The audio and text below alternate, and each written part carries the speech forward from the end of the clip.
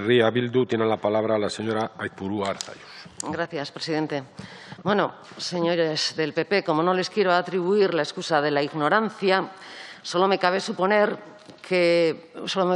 un arcaico impulso colonial en los argumentos que el Partido Popular esgrime en esta PNL. En su exposición de motivos dicen que hay una estrategia para imponer una lengua común, símbolos y también culturas comunes.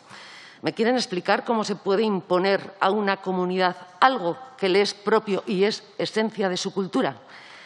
El euskera, señorías del PP, es lengua natural y secular de Navarra desde la noche de los tiempos. No solo lo ha sido a través de la historia, sino que hoy es vehículo de comunicación entre gran parte de los navarros y navarras y cada día está más homogéneamente repartido en todo el territorio. Y les voy a ilustrar un poco. La primera obra impresa en euskera, en el idioma vasco, es obra del sacerdote bajonavarro Bernat Etxepare. Se llamaba Lingua Vasconum Primitiae y es de 1545. A esta obra le siguieron otras obras importantes en euskera de notables intelectuales de la época, como la traducción del Nuevo Testamento al euskera por Joanes de Leizarraga, y se hizo bajo la protección y el mecenazgo de la reina navarra Juana III de Albret en 1571.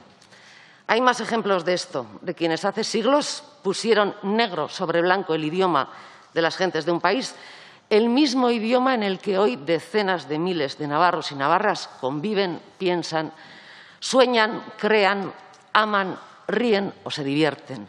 Como pasa con cualquier otro idioma del planeta, exactamente igual, porque la lengua es la principal seña de identidad de una comunidad humana. Fíjense si el euskera es consustancial de Navarra, que resulta que el único equipo de fútbol de primera que tiene nombre en vasco es el Osasuna, ese orgullo rojillo de los navarros y navarras. En su proposición rechazan la injerencia en el estatus jurídico y político de la Comunidad Foral de Navarra, amparado en el amejoramiento del fuero. Señorías, la única injerencia de la que pueda hablarse es de la de quien no respeta la voluntad de los navarros y navarras. Por ello, les pediría que reconocieran aquí públicamente el respeto a la decisión de la ciudadanía de la comunidad foral sobre su futuro, sin injerencias, sin coacciones, sin amenazas, en libertad.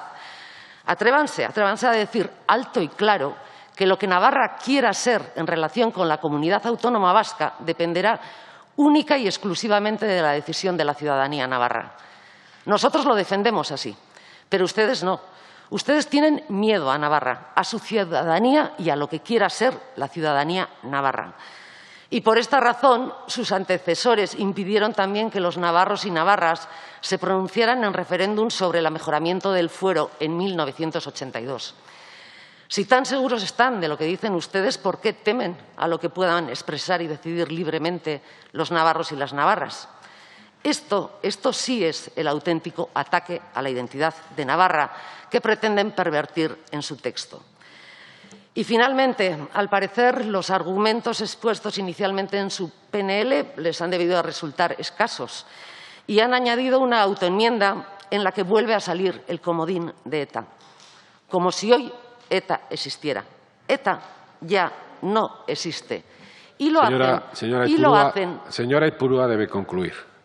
Perdón, termino ya. Sí, lo hacen para mantener en la opinión pública esa idea de que más de la mitad de los españoles creen que todavía ETA sigue existiendo, que sigue siendo activa. Hoy, precisamente hoy, se cumplen 9 años de que ETA cesara su actividad. Y aquí están ustedes, en este intento permanente de falsear la realidad. Señora Aizpurua, concluya. Gracias. Muy bien. Gracias. Por